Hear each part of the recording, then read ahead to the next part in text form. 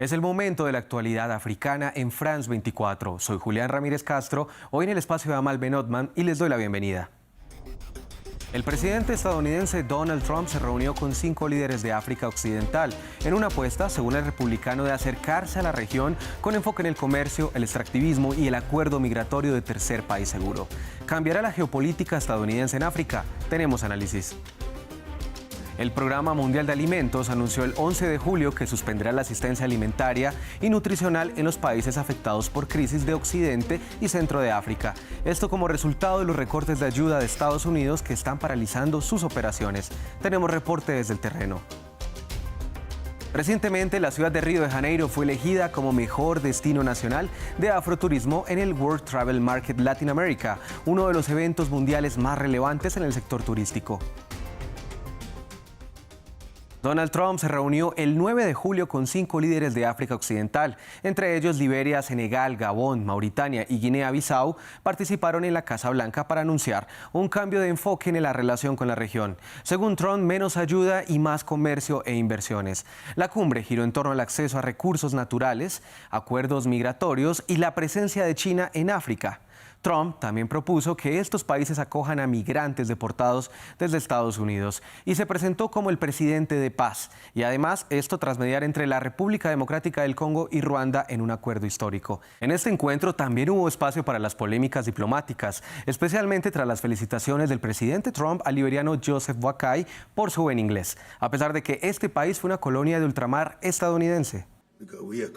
Solo queremos agradecerle mucho esta oportunidad. Bueno, gracias. Y tan buen inglés, tan hermoso inglés. ¿Dónde aprendiste a hablar tan bien? ¿Dónde te educaron? ¿Dónde? ¿En Liberia? Sí, señor. Bueno, eso es muy interesante. Eso es hermoso inglés. Tengo gente en esa mesa que no puede hablar casi tan bien. Para analizar este encuentro y los acercamientos de la administración de Estados Unidos a diferentes líderes africanos, hablamos previamente con Dago Comenán, quien es doctor en Historia y es especializado en Relaciones Internacionales de la Universidad de Las Palmas de Gran Canaria. A él le consultamos previamente qué cambios podemos interpretar en la política exterior de Estados Unidos hacia el continente africano. En ese aspecto se puede decir que la política de Estados Unidos sigue más o menos los mismos patrones desde siempre, ¿no? A pesar de que Trump haya dicho y anunciado que su propósito es cambiar la dinámica desde un enfoque de asistencialismo hacia un enfoque, ¿no?, de comercio, pues es evidente que lo único que le interesa son las materias primas y más allá, ¿no?, del discurso como él de los presidentes que antes de empezar la cumbre hablaba de una sinergia, ¿no?, hacia la industrialización, no se ha visto en ningún momento, ¿no?, evocado ni siquiera el tema de esta industrialización. Así que se mantiene más o menos en el mismo marco de explotación y del extractivismo que siempre ha prevalecido en las relaciones entre Estados Unidos y el continente africano. Estados Unidos está buscando reposicionarse geopolíticamente en la región con actores como China, que llevan décadas allí. ¿Cómo prevé que se dará ese reposicionamiento? En primer lugar, interesante notar que esta segunda legislatura de Trump difiere, ¿no?, mucho de la primera, en la que el continente africano ha sido bastante ausente. En este caso se nota una cierta voluntad del presidente Trump de afirmar una cierta política africana. Se ha visto previamente en su encuentro bastante musculoso con el presidente Ramaphosa de Sudáfrica, también en su intervención en el conflicto entre Congo y y Ruanda, perdón. Y ahora mismo esta cumbre con estos 5 jefes de Estado. Sin embargo, es importante resaltar que, al contrario de otros actores, como bien has mencionado, China y Rusia, se ha acercado a actores bastante pequeños a escala no africana, incluso a la escala del continente africano.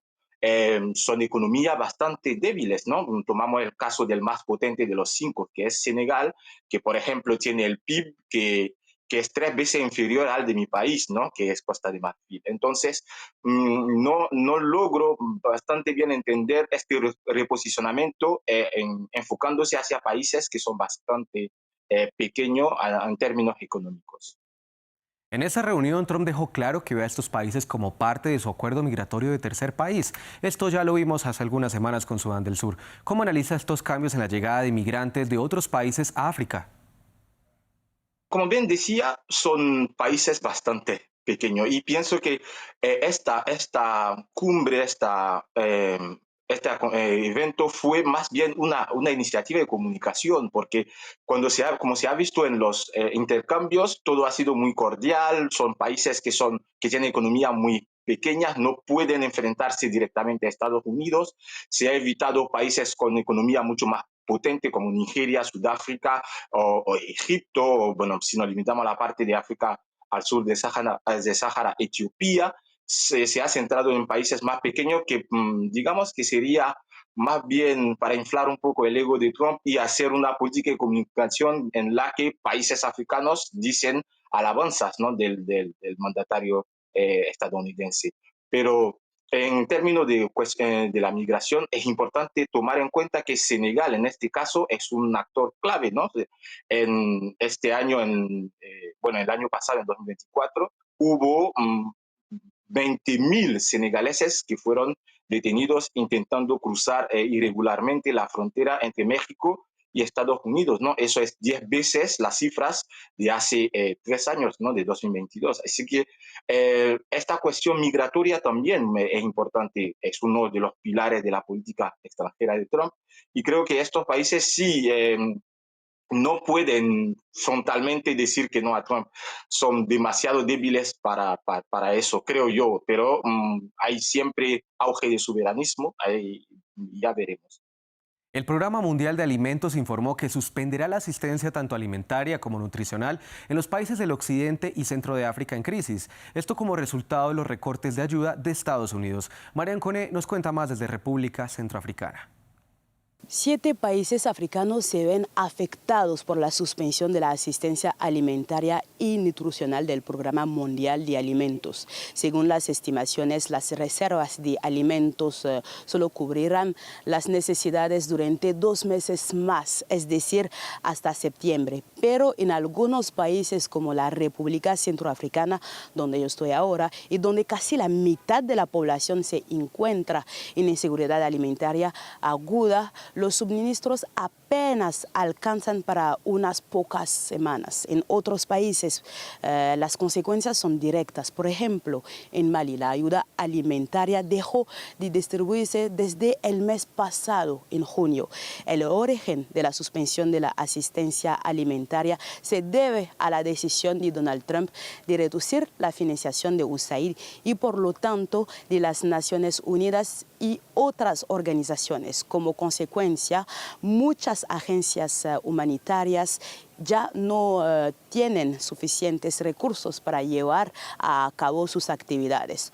Todo esto ocurre en un contexto de agravamiento de las crisis humanitarias en varias regiones del continente africano, como el Sahel, donde aumentan los ataques yihadistas, o en África Oriental, donde se desarrolla una guerra civil en Sudán. Según las cifras, millones de personas incluidos en primera línea, cientos de miles de niños se verán afectados de forma inmediata por la suspensión de la ayuda alimentaria. Y damos un breve recorrido por las noticias de la región. ONU-SIDA presentó su informe global de balance de VIH-Sida en el mundo, en el que resalta el impacto de los recortes de la cooperación estadounidense en la lucha contra el VIH, especialmente la suspensión temporal del PEPFAR, el plan de emergencia del presidente de Estados Unidos para el alivio del SIDA. Allí se advierte que si no existen alternativas financieras, 4 millones de personas podrían morir entre 2025 y 2029, especialmente en África.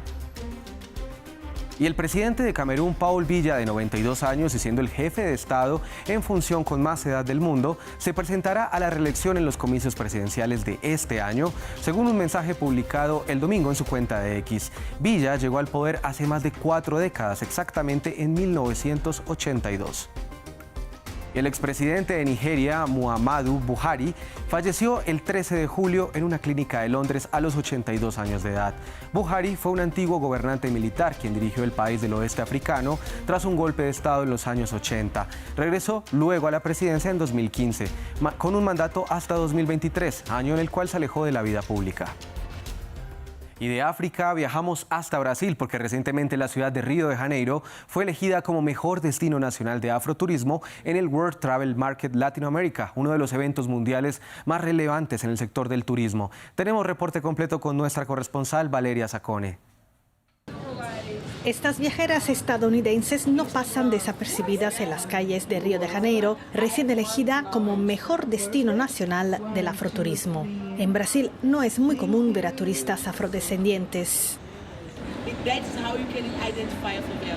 Luana es una guía especializada en afroturismo. Su foco está en la historia y la cultura negra. Hoy enseña la pequeña África, la región portuaria. La visita finaliza en el muelle del Valongo, el principal punto de desembarco de africanos esclavizados en las Américas. Casi 5 millones pasaron por aquí.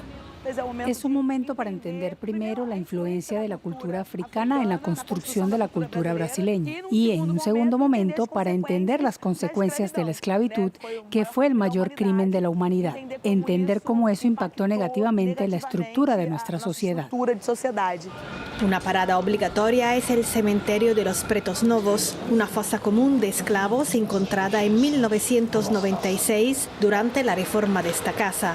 Es considerado el mayor osario de las Américas, un lugar que causa fuerte conmoción. Quien está aquí lo siente toda esta energía y toda esta emoción, y para nosotros es de suma importancia no solo para el afroturismo, sino para que el mundo sepa que este es uno de los lugares sagrados para nuestro pueblo afrobrasileño.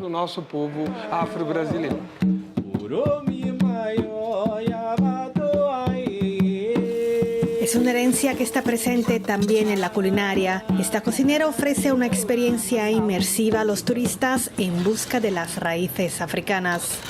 Omolukun es un plato que ofrecemos para rendir homenaje a Opsun, que es el orisha femenino, la señora de las aguas dulces. Es una divinidad que es idólatra en Nigeria. Es una ciudad llamada Oshobo. Este cultivo vino junto a los pueblos esclavizados que llegaron a Brasil y este cultivo se mantiene hasta hoy. Comida, religión, tambores y danza conviven en la cultura afrobrasileña y esta mezcla atrae cada vez a más turistas. Y celebrando este premio para Río de Janeiro, ponemos punto final a este capítulo de África 7 días. Siga con toda la actualidad de África y el mundo en france24.com y nuestro canal de WhatsApp.